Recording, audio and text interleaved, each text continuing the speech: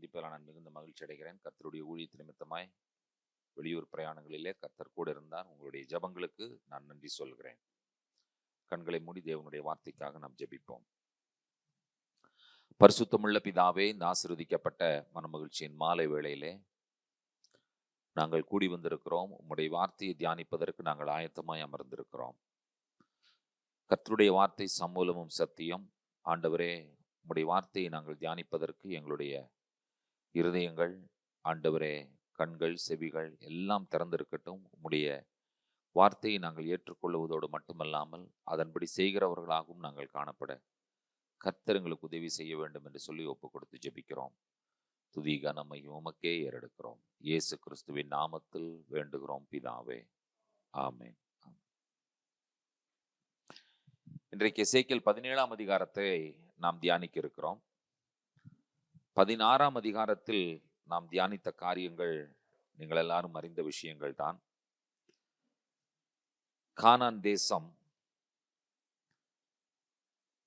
கர்த்தர் சொல்லுகிறார் இஸ்ரவேல் மக்களை பார்த்து, நீ பிறந்த நாளில் தொப்புள் கொடி அறுக்கப்படாமல், தண்ணீரினால் குளிப்பாட்டப்படாமல், உப்பால் சுத்திகரிக்கப்படாமல், துணிகளால் சுற்றப்படாமல் நான் உன் அருகே கடந்து போகும் பொழுது நீ நிர்வாணமாய் இருந்தாய்.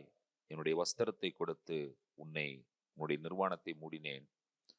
ஆனால் நான் உனக்கு கொடுத்த சித்திர தையலாடைகள் முதலாய் எல்லாவற்றையும் நீ விக்கிரகங்களுக்கு படைத்து விட்டாய்.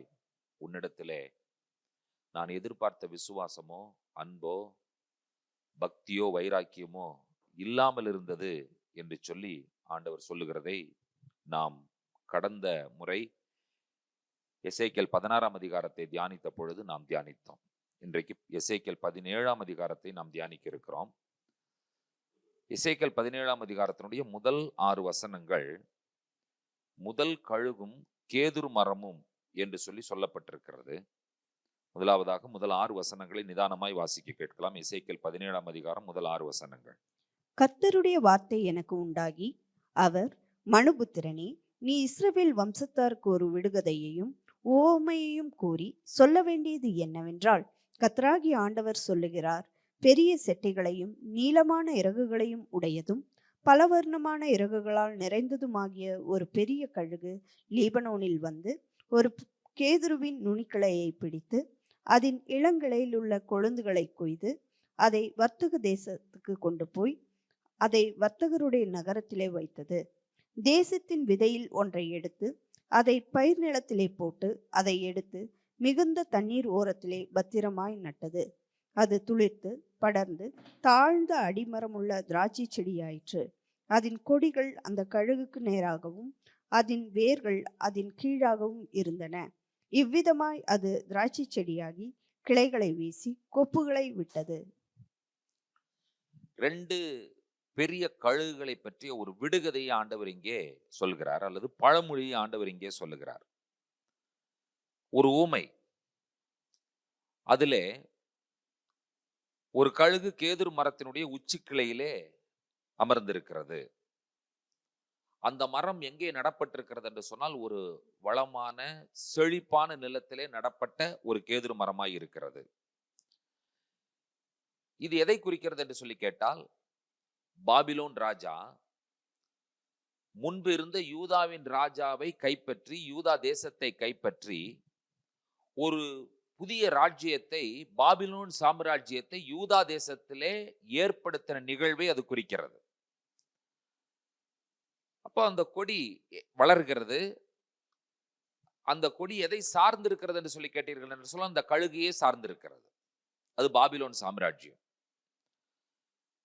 இப்ப பாபிலோன் சாம்ராஜ்யம் என்று சொல்லும் பொழுது ஒரு ஆதிக்க சக்தியாக அந்த காலத்திலே விளங்கினது என்பதை நாம் அறிந்திருக்கிறோம். கர்த்தர் இஸ்ரவேல் மக்களுக்கு தேசத்தை கொடுத்த பொழுது ஒரு பெரிய வல்லமையுள்ள ராஜ்யமாக அந்த ராஜ்யம் அமைந்திருந்தது என்பதை நாம் அறிந்திருக்கிறோம். நியாயாதிபதிகளின் காலம். அது யோசுவா நியாயாதிபதிகளை நியமிக்கிறார். அவர்கள் தான் என்ன செய்கிறார்கள் என்று சொன்னால், இஸ்ரவேல் தேசத்திலே நியாயம் விசாரிக்கிறவர்களாக காணப்பட்டார்கள். உங்களுக்கு தெரியும், ஒவ்வொரு முறையும் மீதியானியரும் மோவாபியரும் அம்மோனியரும் பெலிஸ்தியரும் எழும்பி எழும்பி வரும் பொழுதெல்லாம் கர்த்தர் ஒவ்வொரு நியாயாதிபதிகளை ஏற்படுத்தி அந்த அந்நிய தேசத்தாரை புறதேசத்தாரை ஆண்டவர் மடங்கடித்தார் என்பதை நாம் அறிந்திருக்கிறோம். உதாரணமாக பெலிஸ்தியர் எழுப்பி வரும்பொழுது கர்த்தர் சிம்சோனை எழுப்பினார் என்பதை நாம் அறிந்திருக்கிறோம். இப்படி அவர்களை ஒரு ராஜ்யமாக ஆண்டவர் உருவாக்கும் பொழுது நியாயாதிபதிகளின் காலத்திலிருந்து அவர்கள் ராஜாக்களின் காலத்திற்கு நேராக வரும் பொழுது கர்த்தர் இஸ்ரவேல் ராஜ்யத்தை வளமான ராஜ்யமாக வல்லமையுள்ள ஒரு ராஜ்யமாக ஆண்டவர் எழுப்புகிறார். சவுலை சாம்பேல் ராஜாவாக்குகிறார், தாவீது ராஜாவாகிறார், சாலமோன் ராஜாவாகிறார். நீங்கள் கொஞ்சம் யோசித்து பாருங்கள், ஏறத்தாழ 120 ஆண்டுகள் அந்த ராஜ்யம் யாராலும் அசைக்கப்படாத ராஜ்யமாக, தாவீதின் காலத்தில் வெற்றிகள் மேல் வெற்றி, வெற்றிகள் மேல் வெற்றி, போருக்கு மேல் போர், எந்த போர் எடுத்தாலும் தாவீதினுடைய கையிலே கர்த்தர் வெற்றியை மட்டுமே கொடுத்தார் என்பதை நாம் அறிந்திருக்கிறோம். அதை தொடர்ந்து வந்த சாலமோனுடைய ஆட்சி காலம் எவ்வளவு செல்வ செழிப்பான ஒரு ஆட்சி காலமாய் இருந்தது. பொன்னும் வெள்ளியும் அவனுடைய ஞானமும் உலகம் முழுவதிலும் இஸ்ரவேல் என்கிறதான ராஜ்யத்தை கர்த்தர் பிரஸ்திப்படுத்தி வைத்திருந்தார், பிரஸ்தாபப்படுத்தி வைத்திருந்தார் என்பதை நாம் அறிந்திருக்கிறோம். வீழ்ச்சி எப்பொழுது ஆரம்பமானது என்று சொல்லி கேட்டீர்கள் என்று சொன்னால், எப்பொழுது கர்த்தருடைய வார்த்தைக்கு கீழ்ப்படியாமல் கர்த்தர் தோராவிலே சொல்லி இருக்கிறார், நீ குதிரைகளை சம்பாதிப்பதற்கு, வியாபாரத்திற்கு, எந்த ஒரு சூழ்நிலைக்கும் எகிப்திற்கு திரும்பி போகக்கூடாது என்றுதான் ஒரு கட்டளை கொடுத்திருந்தார். சாலமோன் என்ன செய்தார்? எகிப்திற்கு தானே போகக்கூடாதுன்னு சொன்னீங்க, நான் எகிப்தையே இங்க கொண்டு வந்துடுறேன்ட்டார். சாலமோன் கொண்டு வந்தது என்னது? முழுமையான எகிப்தினால் எது நிறைந்து விட்டது? வல்லமையுள்ள இஸ்ரவேல் ராஜ்யம், கானான் தேசம் நிறைந்து விட்டது. அந்த வீழ்ச்சி கர்த்தர் பொறுமையாய் காத்திருந்தார். யாருக்காக காத்திருந்தார் என்று சொன்னால், தாவீதுக்காக ஆண்டவர் காத்திருந்தார். உன்னுடைய மகனுடைய ராஜ்யம் நிலைப்படும் என்று சொன்ன பொழுது சாலமோன் செய்த தவறை ஆண்டவர் கொஞ்சம் பொறுமையாய் காத்து பொறுமையாய் அவர் சகித்துக் கொண்டார். எது வரைக்கும் சகித்துக் கொண்டார் என்று சொன்னால், சாலமோனுடைய முடிவு வரைக்கும் எதுவுமே நடக்கவே இல்லை. ஆனால் அழிவு எப்போ ஆரம்பித்து விட்டது என்று சொல்லி கேட்டீர்கள் என்று சொன்னால், எப்பொழுது சாலமோன் எல்லா விக்கிரகங்களுக்கும் இங்கே கோயில்களை கட்டி இஸ்ரவேல் தேசத்தை கோயில்களால் நிரப்பினானோ அன்றைக்கு கர்த்தர் தீர்மானித்து விட்டார். ஆனால் சாலமோன் காலத்தில் எதுவுமே நடக்கவில்லை. எல்லாமே நன்றாக நடக்கிறதை போலவே ஒரு காட்சி இருந்தது. அதற்கு பிறகுதான் என்ன நடந்தது என்று சொல்லி கேட்டீர்கள் என்று சொன்னால், ராஜ்யம் இரண்டாக பிரிந்தது. இன்னைக்கு நம்ம நினைச்சிட்டு இருக்கோம், என்ன நினைச்சிட்டு இருக்கோம்னு சொன்னா, எல்லாமே நல்லா தானே போயிட்டு இருக்கு, ஸ்மூத்தா தானே இருக்கு அப்படின்னு நினைக்கிறோம். கர்த்தர் எதற்காக பொறுமை காக்கிறார் என்பது நமக்கு தெரியாது. தாவீதுக்கு கொடுத்த வாக்கு தத்தத்திற்கான ஒரே காரணத்திற்காகவே கர்த்தர் சாலமோனுக்காக பொறுமை காத்தார். உன்னுடைய மகனுடைய ஸ்தானம் சிங்காசனம் உறுதிப்படும் என்று சொல்லிவிட்டார். வாக்கு பண்ணினவர் வாக்கு மாற மாட்டார். உன்னுடைய மகனுக்கு பிறகு சிங்காசனம் உறுதிப்படும் என்று சொல்லி ஆண்டவர் சொல்லவே இல்லை. கர்த்தருடைய வார்த்தைகளின்படி நடந்தால், கர்த்தருடைய கட்டளைகளின்படி நடந்தால், பிரமாணங்களின்படி நடந்தால் தொடர்ந்து ராஜ்யம் நிலைப்படும் என்று சொல்லி ஆண்டவர் சொன்னார். ஆனால் அது நடக்கவில்லை. சாலமோன் காலத்திலே கர்த்தர் எதையுமே செய்யவில்லை, எதையுமே ஆண்டவர் டச் பண்ணவே இல்லை. Solomon died very peacefully. அதே ஞானத்தோடு தான் இருந்தார், அதே பலத்தோடு தான் இருந்தார். எந்த ஒரு இடத்துலயுமே சாலமோன் எங்கேயோ பின்வாங்கிட்டார். சாலமோனுடைய அந்த அறிவு மங்கிருச்சு, புத்தி மழுங்கி போச்சு, ஒண்ணுமே இல்லாம போயிட்டான். ஒரு காலத்துல நல்லா ஞானவானா இருந்தான், கடைசியில ஒண்ணே இல்லாம போயிட்டான் அப்படிங்கிற மாதிரி ஏதாவது தெரிஞ்சுதான்னு கேட்டீங்கன்னா ஒண்ணுமே கிடையவே கிடையாது. ஆனா நீங்க என்ன நினைக்க கூடாதுன்னு சொன்னா, சாலமோன் செய்த எல்லாவற்றையும் கர்த்தர் அங்கீகரித்தாரா என்கிற ஒரு கேள்விக்கு பதில் இல்லவே இல்லை. உங்களுடைய வாழ்க்கையிலும் என்னுடைய வாழ்க்கையிலும் எல்லாம் சுமூகமாக போய்கொண்டிருக்கிறது என்கிற ஒரே காரணத்திற்காக கர்த்தர் நீங்களும் நானும் செய்கிற எல்லாவற்றையும் அங்கீகரித்துக் கொண்டிருக்கிறார் என்பதை மட்டும் நீங்கள் சொல்லிவிட முடியாது. எவ்ரிதிங் கோஸ் ஸ்மூத், எல்லாமே நல்லா தான் போயிட்டு இருக்குப்பா, நான் பாடுறேன், ஜெபிக்கிறேன், உட்கார்ந்துருக்கேன், எந்திரிக்கேன், அல்லேலூயா சொல்றேன், போறேன், வர்றேன், படிக்கிறேன், பிள்ளைகள் நல்லா இருக்கிறாங்க, எல்லாம் ஸ்மூத்தா தான் போயிட்டு இருக்கிறோம். சாலமோன் காலத்துல எல்லாமே ஸ்மூத்தா தான் போயிட்டு இருந்துச்சு. அதன் காரணமாக கர்த்தர் அந்த விஷயத்தை அங்கீகரித்தாரா என்கிற கேள்விக்கு பதில் என்னவென்று சொன்னால், இல்லை, இல்லை, இல்லவே இல்லை. அப்ப என்ன நடந்தது என்று சொல்லி கேட்டீர்கள் என்று சொன்னால், மிகப்பெரிய ஒரு பின் விளைவு என்று ஒன்று இருந்தது. கான்சிக்வன்சஸ், அது ரொம்ப இம்பார்ட்டன்டான விஷயம். என்ன பின் விளைவு நடக்கும் என்பதை இன்றைக்கு மக்கள் என்ன செய்யறதுன்னு யோசிக்கிறது கிடையாது. இன்னைக்கு என்ன, தட்ஸ் ஆல் ஃபைன். வசனத்தை இவங்க மாத்தி எடுத்துக்கிறாங்க. நாளைக்காக கவலைப்படாதிருங்கள், எதற்காக ஆண்டவர் சொன்னார்னு தெரியறது இல்லை. அதனால இவங்க என்ன பண்றது இல்லைன்னா, நாளைக்கு பார்த்துக்கலாம்ப்பா, அது நாளைக்கு நடக்கும் பொழுது பார்த்துக் கொள்ளலாம் என்று நினைக்கிறார்கள். ஆனால் மக்களுக்கு என்ன ஒன்று தெரிய வேண்டும் என்று சொன்னால், இன்றைக்கு சூரியன் மறைகிறது என்று சொன்னால் நிச்சயமாக இந்த சூரியன் நாளைக்கு உதிக்கும் என்பதை நன்றாக மக்கள் புரிந்திருக்க வேண்டும். யாராலும் என்ன செய்ய முடியாது என்று சொன்னால் அதை தடுத்து நிறுத்தவே முடியவே முடியாது. நாம் எழுந்திருக்கவில்லை என்பதற்காக சூரியன் எழுந்திருக்காமல் போய் விடுகிறதா? இல்லாவிட்டால் நான் 9 மணிக்கு தான் எந்திரிப்பேன், ஆகியனால சூரியன் கொஞ்சம் லேட்டா இருக்கட்டும் அப்படின்னு சொல்லி இன்றைக்காவது நீங்கள் சொல்லி சூரியன் கேட்டிருக்கிறதா? நீங்கள் ஒரு நாள் சொல்லித்தான் பாருங்களேன். நான் 9 மணிக்கு எந்திரிக்கிறேன், சூரியன் நாளைக்கு நீ 9 மணிக்கு வான்னு சொல்லிட்டு நைட் படுங்க, என்ன நடக்கிறது என்று சொல்லி பாருங்கள். அது ஒரு நாளும் செவி கொடுக்கவே கொடுக்காது, அது நடைபெறவே நடைபெறாது. ஆகியனால நாளை என்று ஒன்று வரும் பொழுது அது எப்படிப்பட்ட நாளாக இருக்கும், எப்படிப்பட்ட நிகழ்வாக அந்த நாள் இருக்கும் என்றதை தீர்மானிக்க வேண்டிய பொறுப்பை நாம் இன்றைக்கே எடுக்க வேண்டும். அதுதான் ரொம்ப முக்கியமான விஷயம். இஸ்ரவேலாகவும் யூதாவாகவும் பிரிவடைந்த அந்த ராஜ்யத்தினுடைய நிலைப்பாடு, அந்த ராஜ்யம் எப்படி மாறினது என்று சொல்லி கேட்டீர்கள் என்று சொன்னால், அசீரியா என்கிறதான ஒரு பெரிய சாம்ராஜ்யம் எழுப்பினது இஸ்ரவேலை பிடிப்பதற்காக. கர்த்தர் அசீரியாவை எழுப்பினார். அவர்கள் 10 கோத்திரங்களை ஒன்றும் இல்லாமல் சிதறடித்து விட்டார்கள். அவர்கள் சிதறடிக்கப்பட்டவர்களாக மாறினார்கள். அடுத்த ராஜ்யம், அசீரியாவிற்கு அடுத்து எழுப்பின மிகப்பெரிய ராஜ்யம் என்று சொல்லும் பொழுது பாபிலோன் சாம்ராஜ்யம். பாபிலோனுடைய சாம்ராஜ்யத்தினுடைய அந்த தாக்கம் இன்றைக்கு வரைக்கும் பூமியிலே எல்லா இடங்களும் நிலவி கொண்டிருக்கிறது என்று சொல்லி சொல்லும் பொழுது, இதற்கு முன் ஈராக் தேசத்தை ஆட்சி செய்த சதாம் ஹுசேன் சொன்னார், நான் நேபுகாத்நேச்சாருடைய பரம்பரை என்று சொல்லி சொன்னான். அப்ப நீங்க யோசித்து பாருங்கள் அந்த சாம்ராஜ்யத்தினுடைய வலிமை என்ன என்பதை. பாபிலோனின் தொங்கு தோட்டங்கள் எல்லாம் நமக்கு தெரியாத ஒரு விஷயம் அல்ல. நடந்தது என்னென்று கேட்டீர்கள் என்று சொன்னால், யூதா அப்படிப்பட்ட ஒரு வளமையான செழிப்பான ஒரு ராஜ்யமாக இருந்த அந்த ராஜ்யம் பாபிலோன் என்கிற சாம்ராஜ்யத்திற்கு அடிமைப்பட்டிருந்தது, அதற்குள்ளாக அடைக்கப்பட்டிருந்தது. அதற்கு பிறகு நீங்க நல்லா யோசிச்சு பாருங்க, என்றைக்காவது இஸ்ரவேலர்கள் இஸ்ரவேலை ஆட்சி செய்தார்கள் என்று சொன்னால் அது 1948 தான். எத்தனை ஆண்டுகள் சாலமோனுடைய காரியங்களுக்காக இவர்கள் விளைவுகளை சந்திக்க வேண்டியது என்பதை யோசித்து பாருங்கள். எத்தனை ஆண்டுகள் யூதா தேசம் பிரிவடைந்து அதற்கு பிறகு ஒவ்வொரு சாம்ராஜ்யங்களாக எழும்பி நம்முடைய இரட்சகர் ஆண்டவராய் இயேசு கிறிஸ்து மேசியா இந்த பூலோகத்தில் அவதரித்தது பொழுதும் கூட ஒரு யூதா கோத்திரத்திலிருந்து வந்த ஒரு அரசனுடைய ஆட்சியின் கீழ் நம்முடைய ஆண்டவராய் இயேசு கிறிஸ்து பிறக்கவும் இல்லை, வாழவும் இல்லை, மரிக்கவும் இல்லை, உயிர் தளவும் இல்லை, பரலோகத்திற்கு போகவும் இல்லை. நம்முடைய இரட்சகரை எந்த தேசத்துல பிறக்க வச்சுட்டானுங்கன்னா, நம்ம ஆளுக ரோமர் சாம்ராஜ்யத்திற்கு கீழே பிறக்க வச்சுட்டாங்க. எவ்வளவு வேதனையான விஷயம் என்பதை யோசித்து பாருங்க. அவர் எங்கெல்லாம் போராட வேண்டி இருந்தது என்று சொல்லி கேட்டீர்கள் என்று சொன்னால், தன்னுடைய சொந்த ஜனங்களோடு போராட வேண்டி இருந்தது, ரோமர்களோடும் போராட வேண்டி இருந்தது. ஒருத்தன் கேட்கிறான், வரி செலுத்துறது சரியா தவறா? அவன் நோட் பண்றான், இவன் ஜூயிஷ் பீப்புளை சப்போர்ட் பண்ணுவானா அல்லது ரோமர்களை சப்போர்ட் பண்றானா அப்படின்னு சொல்லி மக்கள் பின்னால போயிட்டே இருக்கிறாங்க. நாம் செய்யும் ஒவ்வொரு நிகழ்வுகளும் எதை கொண்டு வந்து நிறுத்துகிறது என்று சொன்னால், பாபிலோனை கொண்டு வந்து நிறுத்தி விடுகிறது. பாபிலோனை வரவழைக்கிறவர்களாக நாம் காணப்படுகிறோம். Who invited the Babylon? King Solomon.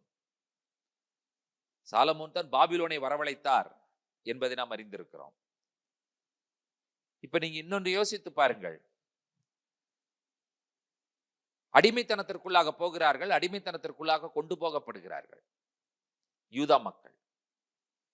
அடிமைத்தனத்திற்குள் கொண்டு போகப்படுகிற மக்கள் எல்லாருமே தவறு செய்தவர்களா என்று சொல்லி கேட்டால் இல்லை. தானியேல் என்ன தவறு செய்தார் அடிமைத்தனத்திற்கு போவதற்கு? சாத்ராக் மேஷாக் ஆபேத்நேகோ என்ன செய்தார்கள் அடிமைத்தனத்திற்குள் போவதற்கு? எசேக்கியேல் என்ன செய்தார் அடிமைத்தனத்திற்குள் போவதற்கு? ஒன்றுமே செய்யவில்லை. ஆனால் அந்த அடிமைத்தனத்திற்குள்ளாக எந்த தவறும் செய்யாதவர்களும் போனாலும் கர்த்தர் அவர்களை அங்கே என்ன செய்கிறார் என்று சொன்னால், அவருடைய செட்டைகளுக்குள்ளாக கோழி தன்னுடைய குஞ்சுகளை செட்டைகளின் மறைவில் வைத்து பாதுகாப்பதை போல பாதுகாத்து அங்கேயும் ஆண்டவர் அவர்களை பயன்படுத்துகிறதற்கு போதுமானவராய் இருக்கிறார். எல்லாரும் இஸ்ரவேல் மக்களாரும் அடிமைத்தனத்தில் இருந்தார்கள். ஆனால் தானியேல் அப்படி இல்லையே. தானியேலுக்கு எப்படிப்பட்ட ஒரு மதிப்பு இருந்தது, மரியாதை இருந்தது, பதவி இருந்தது, எப்படிப்பட்ட ஒரு ஆளுகைக்குள்ளாக, அதிகாரத்திற்குள்ளாக அவர் இருந்தார் என்பதை நீங்கள் அறிந்திருக்க வேண்டும். ஆனால் எதை மறுக்க முடியாது என்று சொல்லி கேட்டீர்கள் என்று சொன்னால், பாபிலோன் என்கிறதான அந்த நிலைப்பாட்டை யாராலும் மறுக்கவே முடியாது. அங்கதான் அவர் இருந்தாக வேண்டும். அவருக்கு உள்ளுக்குள் இருந்த ஒரு வேதனை, நான் எப்பொழுது எருசலேமிற்கு திரும்பி போவேன் என்கிற ஒரு கேள்வியோடு கூடவே அவர் வாழ்ந்து கொண்டிருந்தார். நான் போக வேண்டியது எருசலேம். ஆகினால பாபிலோனில் இருந்த பொழுதும் கூட அவரால் என்ன செய்ய முடிந்தது என்று சொல்லி கேட்டீர்கள் என்று சொன்னால், யூதர்கள் செய்கிற 3 வேளை ஜெபத்தையும் அவர் ஒரே ஒரு காரியத்திற்காக ஜெபிப்பதற்காக அர்ப்பணித்துக் கொண்டார். எப்பொழுது நான் ஜெபித்தாலும் பலகடிகள் திறந்திருக்க எருசலேமை நோக்கி நான் ஜெபிப்பேன், எருசலேமிற்கு திரும்பி போவதற்காகவே நான் ஜெபிப்பேன், எருசலேமின் சமாதானத்திற்காகவே நான் ஜெபிப்பேன் என்று சொல்லி தன்னுடைய ஜெப வாழ்க்கையை எருசலேமிற்காகவே அர்ப்பணித்து வாழ்ந்து கொண்டிருந்தார். அப்ப அவருடைய எண்ணம், நோக்கம், சிந்தனை எல்லாம் என்னன்னு கேட்டீங்கன்னு சொன்னா, I want to go back to Jerusalem, நான் எப்படியாவது எருசலேமுக்கு திரும்பி போக வேண்டும் என்கிற எண்ணத்தோடு வாழ்ந்து கொண்டே வந்தார். நீங்க யோசிச்சு பார்த்தீங்கன்னு சொன்னா, தானியேல் புஸ்தகத்தை நீங்கள் தொடர்ந்து படிப்பீர்கள் என்று சொன்னால் ஒரு வேறுபட்ட பார்வையோடு நீங்கள் படிக்க வேண்டும். நீங்க எப்பவுமே பார்த்தீங்கன்னு சொன்னா, அது பெரிய கழுகு முகம் இருந்தது, சிங்க முகம் இருந்தது, வெண்கலம் கால்கள் இருந்தது, இரும்பும் களிமண்ணுமாக இருந்தது என்கிறதான விஷயத்தையோடு நீங்கள் படிப்பீர்கள் என்று சொன்னால் அது வேறுமாடி பார்வை தான் உங்களுக்கு கொடுக்கும். தானியேல் என்கிற நபரை புரிந்து கொள்வதற்காக படிக்கிறோம் முதல்ல. First it is not his writing. அவருடைய எழுத்துக்களை புரிந்து கொள்வதற்கு முன்பாக முதலாவது அவரை புரிந்து கொள்ள வேண்டும். பெரும்பாலான சமயங்களில் நாம் செய்கிற தவறு என்ன சொல்லி கேட்டீர்கள் என்று சொன்னால், அவர்கள் எழுதுகிற எழுத்துக்களை நாம் புரிந்து கொள்வதற்கு முயற்சி செய்கிறோம். அப்பொழுது எப்பொழுது அவர்களுடைய எழுத்துக்கள் நமக்கு புரியும் என்று சொன்னால், அவர்கள் யார் என்பதை நாம் தெளிவாக புரியும் பொழுது மட்டும்தான் அவர்களுடைய எழுத்துக்கள் நமக்கு புரியும். அதனால்தான் மக்கள் செய்கிற பெரிய தவறு என்னன்னு சொல்லி கேட்டீர்கள் என்று சொன்னால், பவுலையே புரியாமல் பவுலினுடைய எழுத்துக்களை இவர்கள் வியாக்கியானம் செய்ய நினைக்கும் பொழுது இவர்கள் தவறாக வியாக்கியானம் செய்து விடுகிறார்கள். பவுலினுடைய நிருபங்களை நீங்கள் படிக்கிறீர்கள் என்று சொன்னால், முதலாவது பவுலை பற்றி ஸ்டடி பண்ணுங்க. அவருடைய பேக்ரவுண்ட், அவருடைய ஹிஸ்டரி, அவருடைய படிப்பு, அவர் என்னெல்லாம் எப்படியெல்லாம் இருந்தார், அவருடைய கன்வர்ஷன் எக்ஸ்பீரியன்ஸ், இதையெல்லாம் பேஸ் பண்ணாதான் நீங்க எதை புரிந்து கொள்ள முடியும் என்று சொன்னால் அவருடைய எழுத்துக்களை நீங்கள் புரிந்து கொள்ள முடியும். மத்தேயோ புரியணுமா? மத்தேயு யாருங்கிறத படிக்கணும் முதல்ல. மத்தேயு போய் ஆண்டவர் சும்மா டாக்ஸ் கலெக்டர் பூத்துல இப்படி ஒரு தம்பி உட்கார்ந்து இருக்காரு பாருங்க, இந்த இவர் பூத் போட்டு உட்கார்ந்து இருக்காரு பாருங்க, கலெக்ட் பண்ற மாதிரி. இவரை போய் டாக்ஸ் கலெக்டர் பூத்துல இருந்து தம்பி எந்திரிச்சு வா அப்படின்னு சொல்லும் பொழுது இவர் உடனே வந்துட்டார். ஓகே, வந்துட்டார். எதையெல்லாம் விட்டு வந்தாருங்கிறது நமக்கு தெரியணும். சும்மா அவர் நீங்க நினைக்கிற மாதிரி உடனே எந்திரிச்சு வந்துட்டார், அதுதான் நமக்கு தெரியும். இஸ்ரேல் தேசத்துல நீங்க டாக்ஸ் கலெக்டரா மாறணும்னு சொன்னா, ரோமர்கள் உங்களை டாக்ஸ் கலெக்டரா அப்பாயிண்ட் பண்ணணும். ரோமர்கள் உங்களை டாக்ஸ் கலெக்டரா அப்பாயிண்ட் பண்ணணும்னா நீங்க என்ன பண்ணணும்னு சொல்லி கேட்டீங்கன்னு சொன்னா, ஒரு ஏரியாவில் டாக்ஸ் கலெக்ட் பண்றதுக்கு நீங்க என்ன பண்ணணும்னு சொன்னா, அந்த பிட்டிங் என்ன சொல்றது தமிழ்ல, ஏலம். அந்த ஏலத்துல நீங்க போய் பங்கெடுக்கணும். அவன் எப்படி ஏலம் குருவான்னு சொல்லி கேட்டீங்கன்னு சொன்னா, அந்த ஏரியாவினுடைய மொத்த மக்கள் தொகையை கணக்கெடுத்து ஒவ்வொரு மக்களுக்கும் ஒரு 10 ரூபாய் டாக்ஸ் வாங்கணும்னு சொன்னா, மொத்தம் 100 பேர் இருக்காங்கன்னு சொன்னா 1000 ரூபாய் இந்த ஏரியாவில இருந்து டாக்ஸ் வரணும்னு சொன்னா, அவன் ஏலத்தொகை ஆரம்பிக்கிறதே 1000த்துல தான் ஆரம்பிப்பான். யாரெல்லாம் 1000 ரூபாய் கொடுத்து ஏலம் எடுக்கிறீங்க வரி வசூல் பண்றதுக்குன்னு சொல்லும் பொழுது, ஃபர்ஸ்ட் யாரோ ஒருத்தர் கை தூக்குவாங்க. அதற்கப்புறம் 1000, 1100 ஆகும், 200 ஆகும், 500 ஆகும், 300 ஆகும், 800 ஆகும், 2000, 2500ல ஒருத்தர் ஏலம் எடுக்கிறாருன்னு சொன்னா, அது எடுத்தது யாருன்னு கேட்டா மத்தேயு. அந்த ஏரியாவுக்கு நான் டாக்ஸ் கலெக்ட் பண்ணிக்கிறேன். இப்போ டாக்ஸ் எப்ப கலெக்ட் பண்ண முடியும்னு சொல்லி கேட்டீங்கன்னு சொன்னா, வருடம் டாக்ஸ் கலெக்ட் பண்ணணும். இல்லாவிட்டால் 6 மாதத்திற்கு ஒரு முறை. எனக்கு தெரியல ரோமன் சிஸ்டம் மாதத்துக்கு ஒரு முறை வச்சிருந்தானா வருஷத்துக்கு ஒரு முறை வச்சிருந்தானு தெரியல. 1000 ரூபாய் வர வேண்டிய டாக்ஸ்ல இவர் ரோம கவர்மெண்ட்டுக்கு எவ்வளவு கொடுக்குறான்னு சொல்லி கேட்டீங்கன்னா, 2500 ரூபாய் ஏற்கனவே கொடுத்துட்டார். ஃபுல்லா கொடுத்தாச்சு, பணம் கட்டியாச்சு. இனி ரோமர்களுக்கு எந்த பிரச்சனையும் கிடையாது. நீ வாங்கிக்கப்பா, வரி வசூல் பண்ணிக்கோ. அவனுக்கு என்ன பிரச்சனை இல்லைங்க, நீ எவ்வளவு வசூல் பண்ற அதை பத்தி அவனுக்கு பிரச்சனை இல்லை. ரோடெல்லாம் போடுறாங்க, கான்ட்ராக்ட் போடுறாங்க. அவன் என்ன பண்றான்னு சொல்லி கேட்டீங்கன்னு சொன்னா, எவனோ ஒருத்தர் ரோட கான்ட்ராக்டுக்கு டோலுக்கு எடுத்து ரோட்டை போட்டு கொடுத்துட்றான். கவர்மெண்ட் என்ன பண்ணுது, நீ பெரிய பூத் போட்டு வசூல் பண்ணிக்கோன்றான். இவன் எவ்வளவு வசூல் பண்ணாலும் அவனுக்கு பிரச்சனை இல்லை. ஏன்னா அவன் ஏற்கனவே கவர்மெண்ட்டுக்கு பணம் கொடுத்துட்டான். பாதிக்கப்படுறது யாரு? மக்கள் தான். அடிக்கடி டோல்ல பிரச்சனை வர்றதுக்கு என்ன காரணம்? அதிகமா வாங்குற அப்படின்னு சொல்லி. இப்போ புதுசாக ரோடு போட்டிருக்காங்க உடுமலைப்பேட்டையில், போகிற வழியே கோயம்புத்தூர்லேருந்து போகிற வழியில் அங்கே ஒரு டோல் போட்டிருக்காங்க. நேற்று முந்தானெல்லாம் பயங்கர போராட்டம், வால் போஸ்ட் அடிச்சு ஒட்டியிருக்காங்க. டோலை எடுன்னு சொல்லி போராடிட்டு இருக்காங்க. இப்போ ரோடு போட்டவனுக்கு என்ன பிரச்சனை இருக்குன்னு யோசிச்சு பாருங்க. மத்த எப்படிப்பட்ட பிரச்சனைகளை சந்திச்சிருப்பாரு. 1000 ரூபாய் வர வேண்டிய இடத்துல 2500 ரூபாய் கொடுத்துட்டு பூத்தில் உட்கார்ந்து இருக்கிற ஒரு ஆள் ஆண்டவர் போய் கூப்பிட்டு நீ எந்திரிச்சு வாப்பான்னு சொல்லும் பொழுது அவன் எவ்வளவு நஷ்டத்தோடு வந்திருப்பான் என்பதை யோசித்து பாருங்க. அப்போ ஆண்டவர் சொன்ன வார்த்தை என்ன? ஒருவன் என்னை பின்பற்ற விரும்பினால் எல்லாவற்றையும் வெறுத்து விட்டு விட்டு வந்தால் ஒளி எனக்கு சீசனா இருக்க முடியாதுன்னு சொல்லும் பொழுது விட்டுட்டு வந்ததுனாலதான் சீசனாக மாறினார். இப்ப நான் என்ன சொல்ல வருகிறேன் என்று சொன்னால், ஒரு நபரை புரிந்து கொள்ளுங்கள், அதற்கப்புறம் தான் நீங்கள் யாரை புரிய முடியும் என்று சொன்னால் அவருடைய எழுத்துக்களை புரிய முடியும். பெரும்பாலான சமயங்களில் நாம் அவைகளை செய்ய தவறுகிறோம் என்பதை நீங்கள் மறந்துவிடக்கூடாது. ஆகினாலே இங்கே முதல் கழுகை நீங்கள் பார்த்தீர்கள், அது பாபிலோனை அடையாளப்படுத்துகிறது என்பதை நாம் அறிந்தோம். எசேக்கியேல் 17ஆம் அதிகாரத்தினுடைய 7 முதல் 10 வசனங்களை வாசிக்க கேட்போம். அவைகள் நமக்கு என்ன பாடத்தை சொல்லுகிறது என்பதை நாம் புரிந்து கொள்ள முயற்சி செய்யலாம். எசேக்கியேல் 17 7 முதல் 10. அன்றியும் பெரிய செட்டைகளையும் திரளான இறகுகளையும் உடைய வேறொரு பெரிய கழுகு இருந்தது. இதோ அது தன் நடவாகிய பாத்திகளிலிருந்து அதற்கு தண்ணீர் பாய்ச்சும்படி இந்த திராட்சை செடி அதற்கு நேராக தன் வேர்களை விட்டு அதற்கு நேராக தன் கொடிகளை வீசினது. கொப்புகளை விடுகிறதற்கும் கனியை தருகிறதற்கும் மகிமையான திராட்சை செடி ஆகிறதற்கும் இது மிகுந்த தண்ணீர்களின் ஓரமாகிய நல்ல நிலத்தில் நடப்பட்டிருந்தது. இது செழிக்குமா?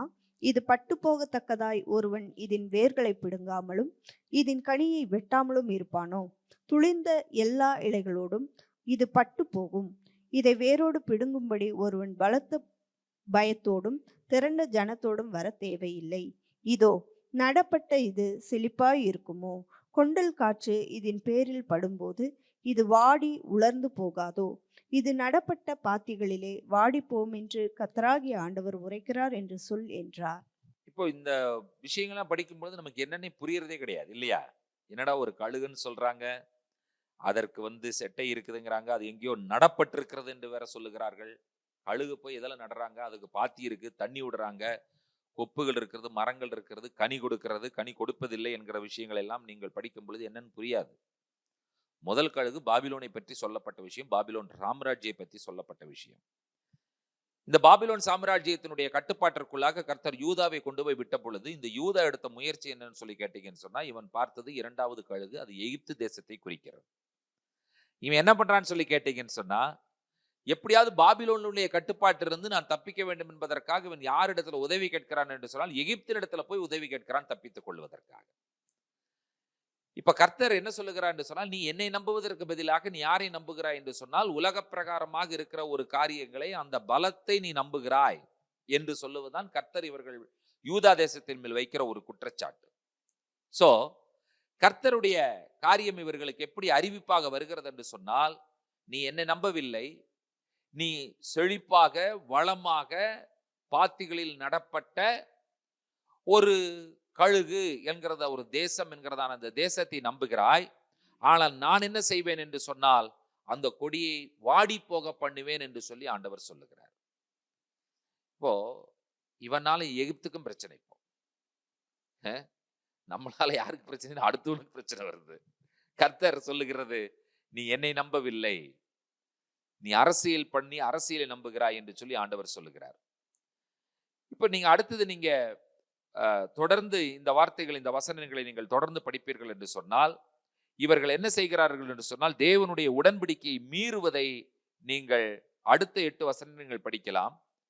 யூதாவினுடைய அரசன் அவன் என்ன செய்கிறான் என்று சொன்னால், பாபிலோனுடைய அரசனுக்கு அவன் தேவனுடைய நாமத்திலே நான் உண்மையாக இருப்பேன் என்று சொல்லி அவன் ஒரு வாக்குறுதி, உறுதிமொழியை கொடுக்கிறான். ஆனால் அவன் என்ன செய்கிறான் என்று சொன்னால் அந்த உடன்படிக்கையை மீறி விடுகிறான். இந்த உடன்படிக்கை மீறுதல் என்று சொல்லுவது பாத்தீங்கன்னு சொன்னா, அது ஒரு அரசியல் பிரகாரமாக ஒரு பெரிய ஒரு துரோகம் என்கிற ஒரு காரியம் மட்டுமல்ல, தேவனுடைய நாமத்தை சொல்லி நாம் சில விஷயங்களை சொல்லுகிறோம் என்று சொல்லும் பொழுது அதை நாம் ஒரு நாளும் மீறவே கூடாது. கர்த்தருடைய பிள்ளைகளிடத்தில் எதிர்பார்க்கிற ஒரு விஷயம் என்னன்னு சொல்லி கேட்டீங்கன்னு சொன்னா, நாம் என்ன சொல்லுகிறோமோ அந்த சொல்லுகிற காரியத்திலே நாம் நிலையாய் இருக்க வேண்டும், அதிலே நாம் உறுதியாய் இருக்க வேண்டும், அதை மாற்றக்கூடாது என்று சொல்லி ஆண்டவர் நம்மிடத்தில் எதிர்பார்க்கிறார். இப்ப நம்ம என்ன நினைக்கிறோம்னு சொன்னா, இன்னைக்கு சொல்லலாம் அப்புறம் நாளைக்கு பார்த்துக்கலாம் அப்படிங்கிற மாதிரி யோசிக்கிறோம். அடுத்தது நம்ம ஒரு வார்த்தை வச்சிருப்போம். என்ன தெரியுமா வார்த்தை வச்சிருப்போம்? நான் சும்மா சொன்னேன் அப்படிம்போம். அந்த சும்மா அப்படிங்கிற வார்த்தைக்கு என்ன பொருள் சொல்லுங்க பார்க்கலாம். சும்மாங்கிறோம் இல்ல, என்னது அது? என்னைக்காவது அதுக்கு அர்த்தம் இருந்திருக்குதா? சும்மா நீங்க கேட்டு பாருங்களேன், சும்மா அப்படிங்கிற வார்த்தைக்கு என்ன பொருள் அப்படிங்கிற மாதிரி எங்கேயாவது நீங்க யார்கிட்ட கூட கேட்டு பாருங்க. அது என்ன தமிழ் வார்த்தைன்னு எனக்கு புரியவே இல்லை இது வரைக்கும். நான் சும்மா சொன்னேன் அப்படின்னா நம்மளே புரிஞ்சுக்கணும், பொய் சொன்னார்னு அர்த்தம். என்னது? நான் பொய் சொன்னேன், அதை தான் இப்படி மாத்தி சொல்றது, நான் சும்மா சொன்னேன் அப்படின்னு அர்த்தம். இதை ஆண்டவர் என்ன செய்கிறார் சொன்னால், ஆவிக்குரிய பிள்ளைகளிடத்துல ஆண்டவர் இதை எதிர்பார்ப்பதில்லை, ஆண்டவர் இதை வன்மையாக கண்டிக்கிறார். நாம் ஆம் என்று சொல்லுவோம் என்று சொன்னால் அது ஆம் தான், நாம் இல்லை என்று சொல்லுவோம் என்று சொன்னால் இல்லைதான். நம்முடைய வார்த்தைக்கு ஆண்டவர் மதிப்பு கொடுக்கிறவராய் இருக்கிறார். நீங்களும் நம்முடைய வார்த்தைக்கு நம்ம மதிப்பு கொடுக்கிறோமோ இல்லையோ, நீங்கள் ஒரு முறை தேவனுடைய பிள்ளையாக நீங்கள் மாறிவிட்டீர்கள் என்று சொன்னால் உங்களுடைய வார்த்தையும் என்னுடைய வார்த்தையும் மதிக்கிறவர் யார்? கர்த்தர். ஆகினால்தான் அவர் என்ன செய்கிறார் என்று சொன்னால் வேதனைப்படுகிறார், ஆகினால்தான் அவர் துக்கப்படுகிறார். கொஞ்சம் நீங்க இப்படி யோசிச்சு பாருங்க. பெற்றோராகி நீங்கள் உங்கள் பிள்ளைகள் பொய் சொன்னா நீங்க உங்களுக்கு எவ்வளவு கோபம் வருது? காரணம் என்னன்னு சொல்லி கேட்டீங்கன்னு சொன்னா, உங்களுடைய பிள்ளைகளுடைய வார்த்தையிலே நீங்கள் மதிப்பு வைத்திருக்கிறீர்கள். யாருமே என்ன வந்து சொல்லிடக்கூடாதுன்னு சொன்னா, உன் பையன் இப்படி சொன்னா, உங்க பொண்ணு இப்படி சொன்னா, இப்ப நான் நீங்க மாத்தி சொல்றா அப்படின்னு சொல்லும் பொழுது பெற்றோருடைய எண்ணம் எப்படி இருக்கும், பெற்றோருடைய நிலைப்பாடு எப்படி இருக்கும் என்பதை யோசித்து பாருங்கள். காரணம் என்ன? பெற்றோர் தங்களுடைய பிள்ளைகளின் வார்த்தைகளிலே மதிப்பு வைத்திருக்கிறது தான் அதனுடைய காரணம். என் பையனா அப்படி செஞ்சிருக்க மாட்டானே, அப்படி சொல்லி இருக்க மாட்டானே. இப்ப 10 பேர் வந்து அது ப்ரூவ் ஆகும் பொழுது கடைசியில பெற்றோர் என்ன செஞ்சிருவாங்கன்னு சொல்லி கேட்டீங்கன்னா, என் பையன் தானே, அவன் கண்டிப்பா சொல்லியிருப்பான்ருவாங்க. அவன் கண்டிப்பா சொல்லியிருப்பான் அப்படிங்கிற அந்த எண்ணத்திற்குள்ளாக அவர்கள் வந்து விடுவார்கள். இவன் பாபிலோனுடைய சாம்ராஜ்யத்தில் இருக்கும் பொழுது பாபிலோனுடைய ராஜாவுக்கு நான் உண்மையாக இருப்பேன் என்று சொல்லுகிற அந்த விஷயத்தை மீறுகிறான். ஆனால் அதை ஆண்டவர் ஒரு நாளும் அதை ஏற்றுக்கொள்ளவே இல்லை. அதை ஆண்டவர் பாவம் என்று சொல்லி ஆண்டவர் சொல்லுகிறார். இவன் என்ன செய்கிறான் என்று சொல்லி கேட்டீர்கள் என்று சொன்னால், இவனுக்கு உண்மையாக இருப்பதை போல நடித்து விட்டு எகிப்தினிடத்திலே அந்தரங்கமாக போய் உதவியை கேட்டுக்கொண்டிருக்கிறான், அதனுடைய உதவியை நாடிக்கொண்டிருக்கிறான். கர்த்தர் அதை அங்கீகரிக்க மாட்டார். அப்போ அதனுடைய முடிவு என்னவாக இருக்கும் என்று சொல்லி கேட்டீர்கள் என்று சொன்னால், அது நிச்சயமாக ஒரு அழிவாகத்தான் காணப்படும். தேவனுடைய வாக்குத்தத்தத்தை பாருங்கள். எசேக்கியேல் 17ஆம் அதிகாரம் 22, 23, 24 3 வசனங்களை வாசிக்க கேட்கலாம். கர்த்தராகிய ஆண்டவர் சொல்லுகிறது என்னவென்றால், நான் உயர்ந்த கேதுருவின் நுனிக்கிளைகளில் ஒன்றை எடுத்து அதை நடுவேன், அதன் இளங்கிளையில் உள்ள கொழுந்துகளில் இளசாய் இருக்கிற ஒன்றை கொய்து அதை உயரமும் உன்னதமுமான ஒரு பர்வதத்தின் மேல் நாட்டுவேன். இஸ்ரவேலின் உயரமான பர்வதத்திலே அதை நாட்டுவேன். அது கொப்புகளை விட்டு கனி தந்து மகிமையான கேதுருவாகும். அதன் கீழே சகலவித பட்சி ஜாதிகளும் தங்கி அதன் கிளைகளின் நிழலிலே தாபரிக்கும். அப்படியே கர்த்தராகிய நான் உயர்ந்த விருட்சத்தை தாழ்த்தி தாழ்ந்த விருட்சத்தை உயர்த்தினேன் என்றும், நான் பச்சையான விருட்சத்தை பட்டு போக பண்ணி பட்டுப்போன விருட்சத்தை தழைக்க பண்ணினேன் என்றும் வெளியின் விருட்சங்களுக்கு எல்லாம் தெரிய வரும். கர்த்தராகிய நான் இதை சொன்னேன், இதை நிறைவேற்றினேன் என்று உரைத்தார் என்று சொல் என்றார். இப்போ வேதத்தில் எங்கெல்லாம் கிளை என்கிறதான வார்த்தை வருகிறது, அது மேசியாவை குறிக்கிறது என்பதை நீங்கள் மறந்துவிடக்கூடாது. பிரான்ச், கிளை. இங்கே ஒரு வார்த்தை வருகிறது, நீங்கள் கவனிக்கிறீர்கள். உயர்ந்த கேதுருவின் நுனி கிளைகளில் ஒன்றை எடுத்து அதை நடுவேன். அடுத்தது சொல்லப்பட்டிருக்கிறது, அதன் இளங்கிளையில் உள்ள கொழுந்துகளில் இளசாய் இருக்கிற ஒன்றை கொய்து அதை உயரம் உன்னதமான ஒரு பர்வதத்தின் மேல் நாட்டுவேன். யார் உயரம் உன்னதமான சிங்காசனத்தில் வீட்டிருப்பது? நம்முடைய ஆண்டவர் இயேசு கிறிஸ்து. இஸ்ரவேலின் உயரமான பர்வதத்திலே அதை நாட்டுவேன். அது கொப்புகளை விட்டு கனி தந்து மகிமையான கேதுருவாகும். அதன் கீழே சகலவித பட்சி ஜாதிகளும் தங்கி அதன் கிளைகளின் நிழலிலே தாபரிக்கும். அப்படியே கர்த்தராகிய நான் உயர்ந்த விருட்சத்தை தாழ்த்துவேன், தாழ்ந்த விருட்சத்தை உயர்த்தினேன் என்றும், நான் பச்சையான விருட்சத்தை பட்டுப்போக பண்ணி பட்டுப்போன விருட்சத்தை தழைக்க பண்ணினேன் என்றும் வெளியின் விருட்சங்களுக்கெல்லாம் தெரிய வரும். கர்த்தராகிய நான் இதை சொன்னேன், இதை நிறைவேற்றினேன் என்று உரைத்தார் என்று சொல் என்றார். எப்படிப்பட்ட ஒரு வாக்குத்தத்தை ஆண்டவர் கொடுக்கிறார்னு பாருங்க. நீங்க கொஞ்சம் யோசிச்சு பாருங்க. எசேக்கியேல் 17ஆம் அதிகாரம் 22வது வசனம் முதல் 24வது வசனம் வரைக்கும் இருக்கிறது ஒரு கிறிஸ்துமஸ் மெசேஜ்னா எப்படி இருக்கும்? எசேக்கியேல் 17 22லிருந்து 24 வரைக்கும் அது என்ன மெசேஜ்? அது கிறிஸ்துமஸ் மெசேஜ், மெஸ்ஸியானிக், மேசியாவை பற்றி சொல்லப்பட்ட ஒரு விஷயம். இப்ப நீங்க ரிலேட் பண்ணி பார்க்கணும். எப்படி ரிலேட் பண்ணி பார்க்கணும்னு சொல்லி கேட்டீங்கன்னு சொன்னா, மேசியா வாழ்ந்தால் மேசியாவினுடைய ராஜ்யம் எப்படிப்பட்ட ராஜ்யமா இருக்கும்? மேசியாவினுடைய ராஜ்யம் கிறிஸ்துவனுடைய ராஜ்யம் என்று சொல்லி சொல்லும் பொழுது, அவர் உயரமான பர்வதத்தில் இருந்து ஆட்சி செய்யக்கூடிய ஒரு ராஜாவாக அவர் காணப்படுவார்.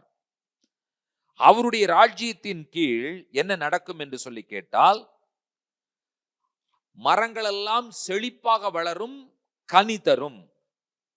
அடுத்தது, அந்த மரத்தின் கீழே சகலவிதமான பட்சி ஜாதிகளும் சகலவிதமான பறவைகளும் தங்கும். அதன் கிளைகளின் நிழலிலே தாபரிக்கும். எப்படி ஆண்டவர் சொல்லுகிறார் பாருங்கள். அப்ப நீங்கள் என்ன புரிந்து கொள்ளுகிறீர்கள் என்று சொல்லி கேட்டீர்கள் என்று சொன்னால், எப்படிப்பட்ட சூழ்நிலையிலும் மேசியா என்கிற ஒருவர் வாக்கு பண்ணப்படுகிறார். இதற்குள்ள ஒரு மேசியா இருக்கிறார் என்பது எத்தனை பேருக்கு ஒரு சந்தோஷமான செய்தியா இன்றைக்கு காணப்படுகிறது. 22லிருந்து 24 வரைக்கும் ஒரு ரட்சகர் என்கிறதான ஒரு செய்தி, ஒரு வாக்குத்தத்தம் என்கிறதான செய்தி சொல்லப்படுகிறது. இப்ப நீங்க என்ன புரிந்து கொள்ள வேண்டும் என்று சொல்லி கேட்டீர்கள் என்று சொன்னால், அடிமைத்தனத்தில் இருக்கிற யூதா தேசத்திற்கு எசேக்கியேல் மூலமாக ஒரு வாக்குத்தத்தமான ஒரு செய்தி சொல்லப்படுகிறது. அப்போ ஒரு கேள்வி கேட்கணும், எப்படிப்பட்ட வாக்குத்தத்தமான செய்தி சொல்லப்படுகிறது என்று சொல்லி கேட்டால், மேசியா என்கிற ஒருவர் வருவார், அவர் செழிப்பான ஒரு ஆட்சியை கொடுப்பார். அந்த செழிப்பிலே சகலவிதமான மக்களும் அந்த மரத்தின் கீழே சந்தோஷமாய் இருப்பார்கள், அதனுடைய நிழலிலே தாபரிப்பார்கள். நமக்கு ஒன்று புரிய வேண்டும். எது புரிய வேண்டும் என்று சொன்னால், வாக்குத்தத்தம் என்று சொல்லும் பொழுது மேசியா மட்டுமே நமக்கு வாக்குத்தத்தமாய் காணப்படுகிறார். வேறொரு வாக்குத்தத்தம் நமக்கு தேவையில்லை, வேறொரு வாக்குத்தத்தம் இல்லவும் இல்லை. தேவையில்லை என்பதை விட இல்லவே இல்லை. நீங்கள் என்ன எடுத்தாலுமே வாக்குத்தத்தம் என்று சொல்லும் பொழுது அது யாரை மட்டும்தான் நமக்கு அடையாளப்படுத்துகிறது என்று சொன்னால், கிறிஸ்துவை மட்டுமே நமக்கு வாக்குத்தத்தமாக ஆண்டவர் கொடுத்திருக்கிறார். கிறிஸ்து வாக்கு பண்ணப்பட்ட மேசியா. கர்த்தர், நீங்க எனக்கு ஒரு வாக்குத்தத்தம் கொடுங்க அப்படின்னு சொல்லி நீங்க கேட்டீங்கன்னு சொன்னா, அது தினந்தோறும் கொடுக்கிற வாக்குத்தத்தமா இருக்கட்டும், அல்லது மாதத்துக்கு ஒரு முறை கொடுக்கிற வாக்குத்தத்தமா இருக்கட்டும், அல்லது வருஷத்திற்கு ஒரு முறை கொடுக்கிற வாக்குத்தத்தமா இருக்கட்டும், எதுவா இருந்தாலும் கிறிஸ்து தான் வாக்குத்தத்தமாய் இருக்கிறார். ஆமென். கிறிஸ்து தேவனுடைய வாக்குத்தத்தத்திற்கெல்லாம் ஆம் என்றும் ஆமேன் என்றும் இருக்கிறார் என்று சொல்லி வேதத்திலே நாம் வாசிக்கிறோம். எத்தனை பேர் அதை சந்தோஷமாக நீங்கள் ஏற்றுக்கொள்ளுகிறீர்கள்? நீங்க யோசிச்சு பாருங்க. இந்த எசேக்கியேல் புஸ்தகத்திலே 16ஆம் அதிகாரத்திலே நாம் பார்த்தோம், எவ்வளவு ஒரு துரோகமான ஒரு விஷயத்தை செய்த பொழுது கர்த்தர் அந்த இடத்துல இருந்து திரும்பவுமாக என்னுடைய உடன்படிக்கையை நான் ஏற்படுத்துவேன், அப்பொழுது நான் கர்த்தர் என்று அறிவாய் என்று சொல்லி சொல்லுகிற அந்த வசனத்தை நீங்கள் படியுங்கள். 16ஆம் அதிகாரம் 62வது வசனம். உன்னோடு என் உடன்படிக்கையை பண்ணி ஏற்படுத்துவேன், அப்பொழுது நான் கர்த்தர் என்று அறிவாய். நீ செய்த எல்லாவற்றையும் நான் மன்னித்தருளும் போது நீ நினைத்து வெட்கி உன் நாணத்தினால் உன் வாயை இனி திறக்க மாட்டாதிருப்பாய் என்று கர்த்தராகிய ஆண்டவர் உரைக்கிறார் என்று சொல் என்றார். இப்ப நீங்க 16ஆம் அதிகாரத்தை திரும்ப போய் வீட்டுல படிச்சு பாத்தீங்கன்னா, எவ்வளவு பெரிய அக்கிரமம் செஞ்சதையும் ஆண்டவர் மன்னிக்கிறார் என்று சொல்லுகிற விஷயத்தை நீங்கள் கண்டுபிடிக்க முடியும். உடன்படிக்கை ஏற்படுத்துவேன் என்று சொல்லி ஆண்டவர் சொல்லுகிறார். அடுத்தது 17ஆம் அதிகாரத்துல நாம் பார்த்தோம், முதல் கழுகு அது பாபிலோன், யூதா பாபிலோனுக்குள் இருக்கிறது. இரண்டாவது ஒரு கழுகு அது எகிப்து. இவன் என்ன பண்ணுகிறான் என்று சொல்லி கேட்டீர்கள் சொன்னால், பாபிலோனிலிருந்து தப்பிப்பதற்கு எகிப்தை போகலாமா என்று சொல்லி யோசிக்கிறான். கர்த்தர் சொல்கிறார், இல்ல இல்ல இல்ல, நீ யூதாவுக்கு உண்மையா இருப்பேன் என்று வாக்கு கொடுத்தாய். ஆனால் நீ என்ன பண்ற, உன்னுடைய வாக்கை நீ மாற்றுகிறாய். நான் என்ன செய்வேன் என்று சொன்னால், நீ அண்டி போகிற பாபிலோனையும் ஒன்றுமில்லாமல் நான் செய்வேன் என்கிற விஷயத்தை ஆண்டவர் சொல்லுகிறார். இப்போ கர்த்தர் கடைசியா சொல்ற விஷயம் என்னன்னு சொல்லி கேட்டீங்கன்னு சொன்னா, ஒரு விஷயத்தை அவர்களுக்கு வாக்கு பண்ணுகிறார். இவர்களிடத்தில் ஆண்டவர் என்ன எதிர்பார்க்கிறார் என்கிற ஒரு கேள்விக்கு பதில் என்னன்னு கேட்டீங்கன்னு சொன்னா, மேசியாவை இவர்கள் நம்ப வேண்டும், கர்த்தரை இவர்கள் நம்ப வேண்டும் என்கிறதான ஒரு விஷயத்தை ஆண்டவர் எதிர்பார்த்துத்தான் இந்த விஷயத்தை ஆண்டவர் அவர்களுக்கு சொல்லுகிறார். அப்போ அவர் சொல்லுகிற விஷயம் என்ன? இது முதல்ல கேதுரு மரத்தை சொல்லிட்டு வருகிறார். நீங்க முதல்ல இருந்து படிச்சு பார்த்தீங்கன்னு சொன்னா, கேதுரு மரம், கேதுரு மரம், கேதுரு மரம் என்பதுதான் இங்கே சொல்லப்பட்டுகிற விஷயம். கடைசியில் ஆண்டவர் சொல்லும் பொழுது என்ன சொல்லுகிறார் என்று சொன்னால், உயர்ந்த கேதுருனுடைய நுனிக்கிளைகளில் நான் ஒன்றை எடுப்பேன், நான் அதை நடுவேன். இவர்கள் கடைசியாக அந்த கேதுரு மரத்தை இவர்கள் சார்ந்திருக்க வேண்டும் என்கிறதான விஷயத்திற்காக கர்த்தர் இப்படி ஒரு அற்புதமான விஷயத்தை சொல்லுகிறார். இப்ப மரம் இருக்கிறது, நாம் இருக்கிற இடத்திற்கு இந்த மரம் நகர்ந்து நகர்ந்து வந்து நிழல் கொடுக்கணும்னு நினைச்சா அது சாத்தியமா? நான் எங்க எல்லாம் போறனோ என்ன பண்ணணும்? மரம் நகரணும். அப்ப நீங்க வந்து அதுக்கு ஏதாவது நீங்க இனிமேல் தான் கண்டுபிடிக்கணும். உலகத்துல நீ எவனாவது கண்டுபிடிச்சாதான் அதற்கு வாய்ப்பு இருக்கிறது. கண்டுபிடிக்கிறதுக்கு வாய்ப்பு இருக்கான்னு பாருங்க. ஒரு பெரிய மரம் இருக்கிறது, அந்த மரம் நல்ல கிளைகளோடும் இலைகளோடும் தழைத்து செழித்து வளர்ந்திருக்கிறது. அது நல்ல நிழல் கொடுத்து கொண்டிருக்கிறது.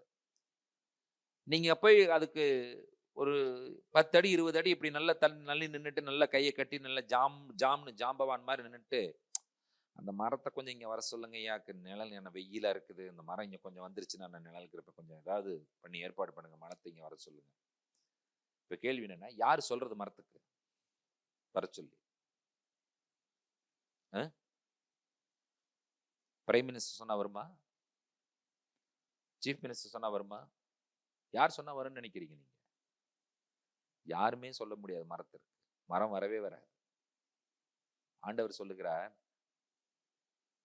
உனக்கு வருத்தப்பட்டு பாரமாயிருந்தால் என்னிடத்துக்கு நீ வா, நான் ரெடியா இருக்கேன். நீங்க மரத்துக்கு அடியில போயிட்டீங்க, மரம் என்னைக்காவது இப்படி கொஞ்சம் ஒதுங்கி, நீ ஏப்பா வந்து நிக்கிற, நான் நிழல் அந்த பக்கம் தெளிக்கிறேன், மரம் ஒதுங்குமா? மரம் ஒதுங்கவே ஒதுங்காது. நீங்க போனீங்கன்னா அது மரம் ஏற்றுக்கொள்ளத்தான் போகிறது. அந்த நிழல் உங்களுக்கு சொந்தம், நீங்கள் அனுபவிக்கலாம் அந்த நிழல். அந்த நிழலின் கீழே அந்த மரம் உங்களை ஒன்றுமே சொல்லவே சொல்லாது. என்னிடத்தில் வருகிற ஒருவனை நான் புறம்பே தள்ள மாட்டேன் என்று சொல்லி ஆண்டவர் சொல்லி இருக்கிறார்.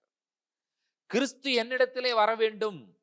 அவர் ஏற்கனவே கீழே இறங்கி வந்து நட்டுட்டாருங்க இல்லையா? இனி நான் என்ன செய்ய வேண்டும் என்று சொன்னால், நான் தான் அவரிடத்தில் போக வேண்டும். அவர் கீழே இறங்கி வந்து விட்டார். அவர் நான் இருக்கிற இடத்துக்கு பரலோகத்துக்கு கூப்பிடல நம்மளே. அவர் என்ன செய்து விட்டார் என்று சொன்னால், தன்னைத்தான் வெறுத்து அடிமையின் ரூபப்படுத்து மனுஷ சாயலானார். கீழே இறங்கி வந்து மனிதனாக அவர் மாறிவிட்டார். நான் என்ன செய்ய வேண்டும் என்று சொன்னால், நான் தான் அவரிடத்திற்கு போக வேண்டும். எசேக்கியேல் மூலமாக பாபிலோன் தேசத்திற்கு சொல்லப்படுகிற செய்தி என்னவென்று சொன்னால், கேதுரு மரத்தினுடைய உச்சியினுடைய நுனியினுடைய கிளை எடுத்து ஒரு பெரிய உயரமான பர்வதத்தின் மேலே நடப்படுகிறது. அது ஓங்கி வளர்கிறது, கனி தருகிறது. அதனுடைய நிழலிலே சகலவிதமான பறவை ஜாதிகளும் தாபரிக்கிறது. அதனுடைய நிழலிலே தாபரிக்கிறது என்கிறதான செய்தி சொல்லப்பட்ட உடனே இந்த மக்களுக்கு என்ன வர வேண்டும் என்று சொன்னால், ஒரு உணர்வு வந்திருக்க வேண்டும். மேசியாவிற்கு நேராய் நான் ஓட வேண்டும், மேசியாவினுடைய நிழலுக்கு நேராய் நான் ஓட வேண்டும் என்கிறதான உணர்வு அவர்களுக்கு வர வேண்டும். நம்ம என்ன சொல்ல முடியும்னு சொல்லி கேட்டீங்கன்னு சொன்னா, வெயில ரொம்ப கஷ்டப்பட்டுட்டு இருக்கான்னு சொன்னா, அங்க போனீங்கன்னா ஒரு மரம் இருக்குப்பா, அந்த மரத்துக்குள்ள நிழல் இருக்குது, நீங்க போய் இருந்தீங்கன்னா ரெஸ்ட் எடுக்கலாம். அந்த மரம் உனக்கு என்ன கொடுக்கும் என்று சொன்னால், ஆக்சிஜனை கொடுக்கும். அந்த மரம் உனக்கு என்ன கொடுக்கும்? ஆக்சிஜனை கொடுக்கும். நாங்க கேங்டாக் போயிருந்தோம். கேங்டாக்ங்கிறது சிக்கிம் மாநிலத்தில் இருக்கு. அது வந்து சைனாவினுடைய ஒரு பார்டர். அந்த பக்கம் சைனா இருக்கு. அது கேங்டாக் போனீங்கன்னா ஒன்றும் இல்லை, நல்லா மகிழ்ச்சியா இருக்கலாம், சந்தோஷமா இருக்கலாம். நல்ல கிளீன் சிட்டி. ஒரு குப்பை கூட நீங்க போடவும் முடியாது, யாரும் போடவும் மாட்டாங்க, நீங்களும் குப்பை போடவும் மாட்டீங்க. இங்க குப்பை போடுற ஆளையெல்லாம் கொண்டு அங்க விட்டுறலாம். அவன் பார்ப்பான், பார்த்துட்டு அவன் குப்பை போட்டான்னு அவனையும் பொறுக்கிடுவான். ஏன்னா அவ்வளவு கிளீனா இருக்கும். எந்த குப்பையும் கிடையவே கிடையாது. மக்கள் அவ்வளவு ஒத்துழைப்பு கொடுக்குறாங்க. அங்கிருந்து நாதுல்லா பாஸ்னு ஒன்று இருக்குது. அதுதான் சில்க் ரோடு, பழைய சில்க் ரோடு வந்து சைனாக்கு போற சில்க் ரோடு. அது அவ்வளோ அடி உயரம். அப்ப போகும் பொழுது நாங்க மக்கள் என்ன சொன்னாங்கன்னு சொன்னா, உங்களுக்கு ஏதாவது பிரீத்திங் டிஃபிகல்ட்டி மாதிரி இருக்கிறது, கொஞ்சம் ஏஜ் பர்சனா இருந்தீங்கன்னு சொன்னா ஆக்சிஜன் டேங்க் வாங்கிட்டு போயிருங்க, கேன் வாங்கிட்டு போயிருங்கன்னாங்க. இவ்வளவு பெரிய ஆக்சிஜன் கேன் ₹500. நான் வாங்கிட்டு போயிட்டேன். என்ன காரணம்னு கேட்டீங்கன்னா, என்னுடைய மனைவிக்கு அந்த காலத்துல அப்ப போற சூழ்நிலையில பிளட்ல வந்து பாத்தீங்கன்னு சொன்னா ஹீமோகுளோபின் 6% தான் இருந்துச்சு. 6% ஹீமோகுளோபின் பிளட்ல இருந்தா எப்படி ஆக்சிஜன் அப்சர்வ் பண்ண முடியும்? யோசிச்சு பாருங்க பார்க்கலாம். ஆகியனால நான் ரொம்ப பயந்துட்டேன். ஆனா கூட்டிட்டு போயாச்சு. போனதுக்கு அப்புறம் அந்த பாஸ் பார்க்காம வந்தா நல்லா இருக்காது. போற வழியில வந்து பாத்தீங்கன்னு சொன்னா அந்த யாக், அந்த இமயமலையினுடைய அந்த எருதுகள் எல்லாம் இருக்கு. அதுக்கு பேர் யாக்குன்னு பேரு. அந்த யாக்கெல்லாம் பார்க்கலாம் அப்படின்னு சொல்லி கூட்டிட்டு போகும்பொழுது நான் என்ன கவனமா ஆக்சிஜன் டேங்கை வாங்கி வச்சுக்கிட்டேன். இப்ப கேள்வி என்னன்னு சொல்லி கேட்டீங்கன்னா, அவ்வளவு மலை உயரத்துல ஏன் ஆக்சிஜன் டிராப் ஆகுதுன்னு சொல்லி கேட்டீங்கன்னு சொன்னா அதற்கு ஒரே காரணம் என்னங்கன்னா, மரங்களே கிடையாது. அதுதான் பிரச்சனையே. அவ்வளவு அடி உயரம் போனாலும் பிரச்சனை இல்லை. ஆக்சிஜன் வேணும்னா என்ன இருக்கணும்? மரங்கள் இருக்கணும். ஒரு மரம் கூட கிடையவே கிடையாது. பாஸுக்கு போயாச்சு, நாதுல்லா பாஸுக்கு போயாச்சு. நான் நினைச்சேன் அவளுக்கு தான் ஆக்சிஜன் ஏதாவது பிரச்சனை ஆகுன்னு சொல்லி நான் இறங்கணும்னு எனக்கு மூச்சு வாங்கிடுச்சு. அவள் நல்ல நீட்டா தெளிவா இருக்கிறா. ஒரு பிரச்சனையும் கிடையாது. நல்லா இங்க வேடிக்கை பார்க்க அங்க வேடிக்கை, அவ்வளவு தூரம் போலாம். ஐயோ என்னால முடியாதுன்னு சொல்லி நான் என்ன பண்ணிட்டேன், காரு ஓடி வந்து உட்காந்து ஆக்சிஜன் டேங்க் திறக்கல. நாங்க எப்படியோ அட்ஜஸ்ட் பண்ணிட்டு நாங்க. பட் விஜயும் ஸ்டெஃபியும் பாத்தீங்கன்னா ரொம்ப தெளிவா இருக்கிறாங்க. அப்ப நான் புரிஞ்சுக்கிட்டேன், ஏதோ நமக்கு தான் பிரச்சனை இருக்குது, அவங்க நல்லா தான் இருக்கிறாங்க அப்படிங்கறத எனக்கு தெரிஞ்சது. நான் என்ன சொல்ல வரேன்னு கேட்டீங்கன்னு சொன்னா, நீங்க எவ்வளவு உயரத்துக்கு வேணாலும் போருங்க, ஆனால் அங்கே என்ன இருக்க வேண்டும்? மரம் இருக்க வேண்டும். மரம் இருந்தால் உங்களுக்கு அங்க ஆக்சிஜன் கிடைக்கும். கர்த்தர் என்ன தெரியுமா சொல்லுகிறார்? இஸ்ரவேலினுடைய மிக உயர்ந்த பர்வதத்திலே நான் கேதுரு மரத்தை கொண்டு நாட்டுகிறேன். நீ எவ்வளவு உயரத்திற்கு போனாலும் சரி, அங்கே உனக்கு ஆக்சிஜன் கிடைக்கும் என்கிறதான விஷயத்தை ஆண்டவர் சொல்லுகிறார். அதான சொல்லுகிறார். 23வது வசனம், இஸ்ரவேலின் உயரமான பர்வதத்திலே அதை நாட்டுவேன். அது என்ன செய்யுமா? கொப்புகளை விடும், கனிதரும், மகிமையான கேதுருவாகும். அதன் கீழே சகலவிதமான பறவை ஜாதிகளும் தங்கும். அதன் கிளைகளின் நிழலிலே தாபரிக்கும் என்று சொல்லி ஆண்டவர் சொல்லுகிறார். உங்களுக்கும் எனக்கும் ஆண்டவர் கொடுக்கிற வாக்குத்தத்தம் இதுதான். அந்த மரம் கிறிஸ்துவாய் இருக்கிறார். வாக்குத்தத்தம் பண்ணப்பட்ட மேசியா கிறிஸ்து. அந்த கிறிஸ்துவை நோக்கி நீங்களும் நானும் ஓடி அவருடைய நிழலிலே தங்கிக் கொள்ளுவதற்கு அவர் ஒரு நாளும் நீ யாருப்பா, நீ யாரு இங்க வர்றதுக்கு அப்படின்னு சொல்லி கேட்கவே மாட்டார். எந்த பறவையை மரம் வேண்டாம் என்று இதுவரை ஒதுக்கி இருக்கிறது? ஏதாவது பறவை போய் கூடு கட்டுச்சுன்னா மரம் என்னைக்கா சொல்லியிருக்கா, நீ என்கிட்ட கூடு கட்டாத, குயில்கள் மட்டும்தான் கூடு கட்ட வேண்டும், காக்கைகள் கட்டக்கூடாது. தேன் கூடும் அந்த மரத்தில் இருக்கு, காக்கா கூட இருக்கு, குருவி கூட இருக்கு, கழுகு கூட இருக்கு, எல்லாமே அந்த மரத்தில் இருக்கத்தான் செய்கிறது. யாரையும் ஆண்டவர் ஒதுக்குவதில்லை. ஏழை, பணக்காரன், உயர்ந்தவன், தாழ்ந்தவன், படித்தவன், படிக்காதவன், கருப்பினத்தவன், வெள்ளை இனத்தவன், ஐரோப்பியன், Indian, Asian, no problem. whoever you are, you can come to our Lord Jesus Christ. எத்தனை பேர் இந்த வாக்குத்தத்தமான வார்த்தைகளுக்காக நீங்கள் ஆண்டவருக்கு நன்றி சொல்லுகிறீர்கள்? யூதா தேசத்திற்கு ஆண்டவர் கொடுத்த இந்த மேசியா என்கிறதான வாக்கு தத்தம் இன்றைக்கு உங்களுக்கும் எனக்கும் அது தெளிவாக பொருந்துகிறது என்பதை நாம் அறிந்திருக்கிறோம். பிரியமான தேவனுடைய பிள்ளைகளே, இதிலே சொல்லுகிற காரியங்கள் 17ஆம் அதிகாரத்தில் சொன்னப்பட்ட அத்தனை காரியங்களும் இன்றைக்கு நான் உங்களுக்கு சொல்லிவிட்டேன். வருகிற வாரத்தில் நாம் 18ஆம் அதிகாரத்தை தியானிக்க போகிறோம். தொடர்ந்து 19ஆம் அதிகாரத்தை தியானிக்க போகிறோம். நீங்க ஒரு கேள்வி கேட்கலாம், இந்த வருஷத்துல நீங்க எசேக்கியேலை முடிச்சிருவீங்களான்னு சொன்னா, கண்டிப்பா இந்த வருஷத்துல நான் எசேக்கியேல் முடிப்பதற்கு நான் முயற்சி செய்கிறேன். ஆனால் நீங்கள் ஒவ்வொரு முறையும் என்ன செய்ய வேண்டும் என்று சொன்னால், சிறிது குறிப்பிடுங்கள், தியானம் பண்ணுங்கள், மற்றவர்களுக்கு ஒருவருக்காவது இந்த செய்தியை போய் தயவு செய்து சொல்லுங்கள். ஏனென்று சொன்னால் இந்த காலத்துல எசேக்கியேல் இருந்து எல்லாம் தியானங்கள் எடுக்கிறார்களா என்று சொல்லி எனக்கு தெரியவில்லை. யாராவது எசேக்கியேல் காரியங்கள் இருந்து தியானங்கள் ஏன்னா எடுத்திருந்தா இன்னைக்கு வரைக்கும் இங்க ஒரு கிறிஸ்துமஸ் மெசேஜ் இருக்குன்னு இன்னைக்கு வரைக்கும் நமக்கு தெரிஞ்சிருக்கணும்ல. யோசிச்சு பாருங்க பார்க்கலாம். பிளான் பண்ணுங்க. இந்த வருஷம் கிறிஸ்துமஸ்க்கு இதுல இருந்து நம்ம ஒரு பிரசங்கம் பண்ணலாம் என்கிறதான ஒரு காரியத்தை தீர்மானம் பண்ணுங்க. யாருக்காவது ஒரு கிறிஸ்துமஸ் செய்தியை சொல்லுங்க. கிறிஸ்து யார்? வாக்குத்தத்தம் பண்ணப்பட்ட மேசியா. யாருக்கு வாக்குத்தத்தம் பண்ணப்பட்டார்? யூதா என்கிற தேசம் பாபிலோனுக்கு அடிமைப்பட்டு போனது. அந்த அடிமைத்தனத்தில் இருக்கும் பொழுது அவர்களுக்கு உண்மையாய் இருக்க வேண்டிய தேசம் அவர்களுக்கு தெரியாமல் எகிப்து தேசத்தோடு கைகோர்க்க முயற்சி செய்தது. கர்த்தர் அதை வன்மையாக கண்டித்து, நான் மேசியா என்கிறதான ஒரு காரியத்தை உனக்காக வைத்திருக்கிறேன், நீ அண்டிக் கொள்ளவா என்று சொல்லுகிற ஒரு அழைப்பை ஆண்டவர் கொடுக்கிறார் என்கிற அழைப்பின் செய்தியோடு கூட இன்றைக்கு கிறிஸ்துவின் நற்செய்தி உங்களுக்கும் எனக்கும் பிரசங்கிக்கப்படுகிறது. கண்களை மூடுவோம் ஆண்டவருடைய பிரசன்னத்தை. கரையோர மரங்கள் ஏராளமாய் கனிதர வேண்டும் தாராளமாய். சொல்லுங்க.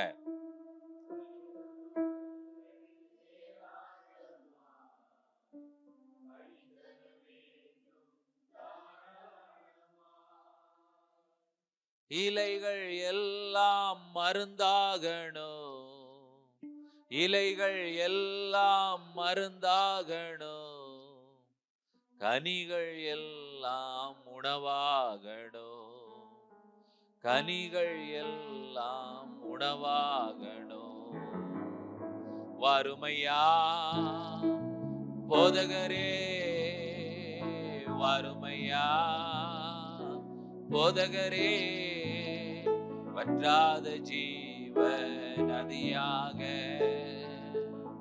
வற்றாத ஜீவ நதியாக, ஜீவ தண்ணீரே ஆவியானவரே, வற்றாத நதியாக வாரும் போதகரே, ஜீவ தண்ணீரே ஆவியானவரே, வற்றாத நதியாக வாரும் போதகரே. கரையோர மரங்கள் ஏராளமாய் கனிதர வேண்டும் தாராளமாய், கரையோர மரங்கள் ஏராளமாய் கனிதர வேண்டும் தாராளமாய், இலைகள் எல்லாம் மருந்தாகணும், இலைகள் எல்லாம் மருந்தாகணும், கனிகள் எல்லாம் உணவாகணும், கனிகள் எல்லாம் உணவாகணும். ஜீவ தண்ணீரே ஆவியானவரே, வற்றாத நதியாக வாரும் போதகரே, ஜீவ தண்ணீரே ஆவியானவரே, வற்றாத நதியாக வாரும் போதகரே. எழும்பி நிற்போம் ஆண்டவருடைய பிரசன்னத்துல. ஒரே ஒரு முறை நம்முடைய வாழ்க்கையை ஆராய்ந்து பார்க்கலாம். எல்லாம் எனக்கு நன்றாக போய் கொண்டிருக்கிறது என்கிற ஒரே காரணத்திற்காக நான் செய்கிற எல்லாவற்றையும் ஆண்டவர் அங்கீகரிக்கிறாரா என்கிற ஒரு கேள்வியை கேட்டு பாருங்கள். சாலமோனுடைய காலத்தில் எல்லாம் நன்றாக அமைதியாக நேர்த்தியாக போய் கொண்டிருந்தது. அதனாலேயே சாலமோனுடைய காரியங்கள் எல்லாவற்றையும் கர்த்தர் அங்கீகரித்து விட்டாரா என்று சொன்னால் இல்லை. அதற்கு பெரிய பின்விளைவுகள் இருந்தது. உங்களுடைய வாழ்க்கையிலும் எல்லாமே நன்றா போயிட்டு இருக்கு, doesn't mean that God approves every actions in your life. உங்களுடைய வாழ்க்கையின் ஒவ்வொரு செயல்களையும் ஆண்டவர் அங்கீகரித்துக் கொண்டிருக்கிறார் என்பது நிச்சயம் அல்ல. ஆண்டவரே, என்னை ஆராய்ந்து பாரும், என்னில் ஏதாவது உமக்கு விரோதமான காரியங்கள் இருந்தால் எனக்கு அதை சொல்லுங்க, எனக்கு அதை வெளிப்படுத்துங்க, நான் அதை மாற்றிக்கொள்ள விரும்புகிறேன் என்கிறதான காரியத்தோடு கூட தேவனோடு முதலாவது ஒப்புரவாகாமல் நாம் மனிதர்களோடு இந்த உலகத்திலே சமாதானமாய் வாழ்வதற்கு வாய்ப்பே இல்லவே இல்லை. நம்முடைய உறவு என்றைக்கு தேவனோடு சரியாக இருக்கிறதோ அப்பொழுதுதான் நம்முடைய காரியங்கள் இந்த பூலோகத்திலே சமாதானமாய் இருக்கும், சந்தோஷமாய் இருக்கும். ஆண்டவரே, என்னை ஒப்பு தருகிறேன், என்னை ஒப்படைக்கிறேன். கிறிஸ்துவாகிய கேதுரு மரம் உங்களுக்காகவும் எனக்காகவும் இந்த பூமியிலே உயரமான பர்வதத்திலே நாட்டப்பட்டிருக்கிறது. நீங்களும் நானும் நித்திய ஜீவனை அடைய வேண்டும் என்பதற்காக அவருடைய சுவாசம் உங்களுக்கும் எனக்கும் கொடுக்கப்பட்டிருக்கிறது. நீங்களும் நானும் யார் என்கிற கேள்விக்கு பதில் என்னவென்று சொன்னால் நாமே சொல்லிக் கொள்ள வேண்டும், நான் தேவனுக்கு உண்மை இல்லாமல் இருந்தவன், உடன்படிக்கையை மீறினவன். நான் நிர்வாணமாய் இருந்த பொழுது அவருடைய வஸ்திரத்தை கொடுத்து என்னை மூடினார். ஆனால் அந்த வஸ்திரத்தை நான் விக்கிரகங்களுக்கு கொடுத்து விட்டேன். ஆனாலும் கர்த்தர் என்னோடு திரும்பவுமாக உடன்படிக்கை செய்வதற்கு அவர் ஆயத்தம் உள்ள தேவனாய் இருக்கிறார். ஒரு மரம் இந்த பூமியிலே உயரமான பர்வதத்திலே நடப்பட்டிருக்கிறது. அந்த மரம் கிறிஸ்து என்கிறதான மரம். அந்த மரத்தின் கிளைகள் படர்ந்திருக்கிறது, இலைகள் தழைத்திருக்கிறது, கனிகள் செழித்திருக்கிறது. பூமியில் உள்ள சகல ஜாதிகளும் அதிலே இளைப்பாறுவதற்கு கர்த்தர் அதை என்னிடத்தில் வா என்று சொல்லி அழைக்கிறார். இன்றைக்கு நீங்களும் நானும் பார்க்க வேண்டிய அந்த பார்வை, எனக்காக நடப்பட்ட அந்த கேதுரு மரம் யார் என்கிற கேள்விக்கு பதில் அவர் கிறிஸ்துவாய் இருக்கிறார். இன்றைக்கு எனக்காக நடப்பட்ட கேதுரு மரமாகிய கிறிஸ்துவின் நிழலிலே நான் போவேன். நான் என்னை அங்கே அடைக்கலம் படுத்திக் கொள்ளுவேன். அவர் எனக்கு நிழலாய் இருக்கிறார். அவர் என்னுடைய கோட்டையாய் இருக்கிறார். என்னை போஷிக்கிறார். என்னையும் என்னுடைய குடும்பத்தையும் போஷிக்கும் கேதுரு மரமாகிய கிறிஸ்துவுக்காய் நன்றி என்று சொல்லி சொல்லுவோமா? கைகளை உயர்த்தி, என்னையும் என்னுடைய குடும்பத்தையும் போஷிக்கிற, பலப்படுத்துகிற, வழி நடத்துகிற, தாங்குகிற கேதுரு மரமாகிய கிறிஸ்துவே, உமக்கு நன்றி ஆண்டவரே, உமக்கு நன்றி, உமக்கு நன்றி. உம்முடைய நன்றியுள்ள இருதயத்தோடு கூட நாங்கள் உம்முடைய சமூகத்துல வருகிறோம். பரிசுத்தமும் கிருபையும் இரக்கம் நீதி நிறைந்த எங்கள் அன்பின் பரலோக பிதாவே, ஆசீர்வதிக்கப்பட்ட மாலை பொழுதற்காய் நாங்கள் நன்றி சொல்லுகிறோம். மீண்டும் மீண்டும் ஆண்டவரே, நீர் எங்களுக்கு ஒரு வழி உண்டு என்பதை சொல்லிக்கொண்டே இருக்கிறீர். அதற்காக நாங்கள் நன்றி சொல்லுகிறோம் ஆண்டவரே. தகப்பனே, யூதா பாபிலோனுக்கு உண்மையில்லாது இருந்த பொழுதும் கூட, எகிப்திற்கு அவர்கள் சென்று யூதாவிற்கு துரோகம் செய்ய நினைத்த பொழுதும் கூட, நீர் அவர்களுக்கு வாக்கு பண்ணப்பட்ட ஒரு மேசியாவை திரும்பவுமாக வாக்களிக்கிறீர். அதற்காக நாங்கள் நன்றி சொல்லுகிறோம். இப்பொழுது இந்த சூழ்நிலையிலே நாங்கள் மனம் திரும்பினால் கூட நாங்கள் கேதுரு மரத்தின் நிழலுக்கு வர முடியும் ஆண்டவரே. அந்த நிழலிலே நாங்கள் தாபரிக்க முடியும். அதன் கனிகளை நாங்கள் புசிக்க முடியும். இந்த உலகத்தில் நாங்கள் சந்தோஷமாய் வாழ முடியும். எங்களுக்காக உயரமான பர்வதத்தில் நடப்பட்ட கேதுரு மரமாகிய ஆண்டவராய் இயேசு கிறிஸ்துவே, நாங்கள் உமக்கு கோடான கோடி நன்றிகளை சொல்லுகிறோம். நாங்கள் ஒவ்வொருவரும் உம்முடைய மரத்தின் நிழலிலே வந்து வருகிறோம். எங்களை ஏற்றுக்கொள்வதற்கு நீர் ஒருபோதும் தயங்க மாட்டீர். நீர் வேண்டாம் என்று சொல்லுகிற தேவனே இல்லை ஆண்டவரே. எங்களை ஏற்றுக்கொள்ளுகிற தேவனுக்காய் நாங்கள் நன்றி சொல்லுகிறோம். நாங்கள் என்ன நிலைமையில் இருந்தாலும் நீர் எங்களை ஏற்றுக்கொள்ளுகிறீர். என்ன நிலைமையில் இருந்தாலும் ஆண்டவரே தகப்பனே, நீர் எங்களை அங்கீகரிக்கிறீர். எங்களை சுத்திகரித்துக் கொள்ளுவதற்கு நீர் போதுமான தேவன். கர்த்தாவே, வசனம் கேட்ட தேவனுடைய பிள்ளைகளை நம்முடைய கரத்தில் ஒப்புக் கொடுக்கிறோம். ஒவ்வொருவரையும் தனித்தனியாக ஆசீர்வதியும், பேர் பேராக அவர்களை ஆசீர்வதியும் ஆண்டவரே. சிறியோரையும் பெரியோரையும் ஆசீர்வதியும், குடும்பமாக நீர் அவர்களை ஆசீர்வதியும். எல்லாரையும் ஆண்டவரே தகப்பனே கர்த்தாவே, அந்த கேதுரு மரத்திற்கு நேராக இழுத்துக் கொள்வதற்கு நீ நடப்பட்டிருக்கிறீர் என்பதை அறிந்து நாங்கள் ஒவ்வொருவரும் இன்றைக்கே கர்த்தாவே ஒரு முதல் அடியை எடுத்து வைத்து ஆண்டவரே, தொடர்ந்து ஆண்டவர் இந்த கேதுரு மரத்திற்கு நேராக நாங்கள் ஓடி வருகிறவர்களாய் காணப்பட கர்த்தர் உதவி செய்ய வேண்டும் என்று சொல்லி ஒப்பு கொடுத்து ஜெபிக்கிறோம். அந்த ஒவ்வொருவர் மேலும் தேவனுடைய கிருபையும் இரக்கமும் அனுகிரகமும் ஆசீர்வாதமும் நீடித்து நிலைத்திருக்க வேண்டும் என்று சொல்லி ஜெபிக்கிறோம். துதி கன மகிமை எல்லாம் உமக்கே ஏறெடுக்கிறோம். இயேசு கிறிஸ்துவின் வல்லமையுள்ள நாமத்தில் வேண்டிக் கொள்ளுகிறோம் பிதாவே, ஆமென். நம்முடைய கர்த்தராகிய இயேசு கிறிஸ்துவின் கிருபையும் பிதாவாகிய தேவனுடைய அன்பும் பரிசுத்த தேவாவியானவருடைய அந்யோன்ய ஐக்கியமும் சிநேகமும் நம்ம நீரோடும் கூட கர்த்தருடைய வருகை பரியந்தம் நீடித்து நிலைத்திருப்பதாக. ஆமென். என் ஆத்துமாவே கர்த்தரை ஸ்தோத்திரி, என் முழு உள்ளமையுடைய பரிசுத்த நாமத்தை ஸ்தோத்திரி. என் ஆத்துமாவே கர்த்தரை ஸ்தோத்திரி, கர்த்தர் செய்த சகல உபகாரங்களையும் மறவாது. ஆமென். Praise the Lord. ஹalleluya. Thank you. God bless you. கர்த்தர் உங்களை ஆசீர்வதிப்பார்.